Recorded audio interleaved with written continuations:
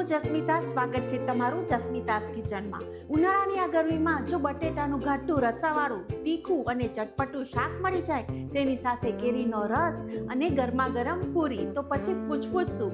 તો ચાલો રેસીપી શરૂ કરીએ। કેરીના રસ માટે કેરી કાપી તેના કટકા કરી અને તેને જારમાં ઉમેરી દઈએ। હવે તેમાં 2 મોટી ચમચી ખાંડ અને જરૂરિયાત મુજબ ઠંડુ પાણી ઉમેરી સરસ રીતે પીસી લઈએ। 1 કપ દૂધ ઉમેરવાથી કલર પણ સરસ નીખરે છે અને સ્વાદ પણ સરસ આવે છે, પણ તમે અહીંયા તમારા ઘરના સ્વાદ મુજબ ફક્ત દૂધ અથવા ફક્ત પાણી ઉમેરીને પણ રસ બનાવી શકો છો। હવે રસને એક બાઉલમાં લઈ તેને ઠંડો કરવા મૂકી દઈએ। બટેટાના તીખા, ચટપટા અને ઘાટા રસાવાળા શાક માટે એક કડાઈમાં 2 મોટા ચમચા તેલ ઉમેરી તેને ગરમ કરી લઈએ। હવે તેમાં 1 તમાલપત્ર, 1 ટુકડો તજનો, 1 લવિંગ અને બાદિયાની 2 પાંખડી, આ બધું ઉમેરી તેને ચટકવા દઈએ। હવે તેની અંદર અડધી નાની ચમચી રાઈ, 1 નાની ચમચી જીરું, મીઠા લીમડાના પાન અને લાલ સૂકું મરચું ઉમેરી અને 1 ચમચી ખાંડેલા આદુ મરચાં ઉમેરી તે સતરાય તેટલું તેને ચડવા દઈએ। આદુ મરચાં સરસ સતરાઈ ગયા છે અને તેની કચાશ પણ દૂર થઈ ગઈ છે। હવે તેની અંદર મેં અહીંયા 3 મધ્યમ સાઈઝના બટેકા લીધેલા છે અને તેને સમારી લીધેલા છે। તેને પાણીમાં પલાળી દીધા છે જેથી કાળા ન પડે। હવે આ ગરમ વઘારમાં આપણે બટેટા ઉમેરી દઈએ। બટેટાને આપણે 5 થી 6 મિનિટ માટે ગરમ તેલમાં સરસ રીતે સાતરીશું જેથી શાકનો સ્વાદ સરસ આવે।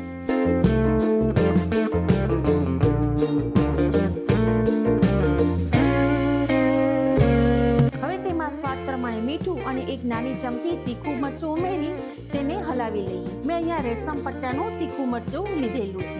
આ મુજબ કરવાથી શાકમાં મરચાંનો અને મીઠાનો સ્વાદ બેસે છે અને મીઠાથી શાક ઝડપથી ચડે છે। હવે તેની અંદર લગભગ અડધા લીટર જેટલું ગરમ પાણી ઉમેરી શાકને આપણે ધીમા તાપે ચડવા દઈએ જેથી બટેટા સરસ ચડી જાય।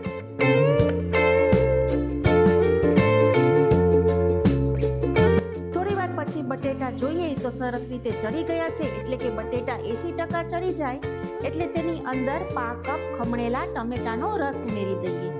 1 મોટી ચમચી ધાણા જીરું અને 1 નાની ચમચી કાશ્મીરી લાલ મરચું ઉમેરીશું જેથી કલર સરસ આવે અને ટમેટા ઉમેરવાથી શાકનો રસો ઘાટો થાય છે। જે બહાર આપણે પ્રસંગમાં રસોઈયાનું શાક ખાઈએ છીએ તેવું આપણું ઘટ શાક તૈયાર થશે। હવે તેને ઢાંકીને થોડી વાર તેલ છૂટું પડે તેટલી વાર આપણે ચડવા દઈએ। તમે જોઈ શકો છો કે થોડી વાર પછી શાકમાં ઉપર તેલ છૂટું પડી ગયું છે, ટમેટાનો રસ અને મસાલા સરસ રીતે ચડી ગયા છે અને રસો પણ સરસ ઘાટો થઈ ગયો છે। હવે અંતમાં તેમાં ગરમ મસાલો અને સ્વાદ મુજબ ગોળ ઉમેરી તેને હલાવી લઈશું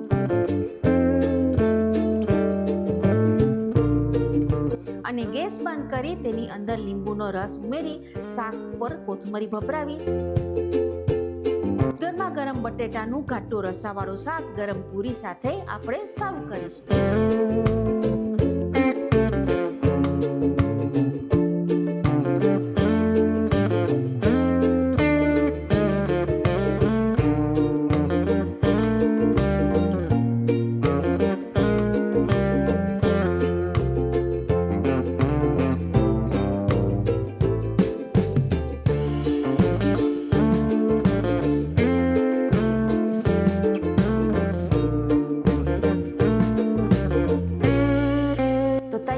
બટેટાનું શાક, રસ અને પૂરી।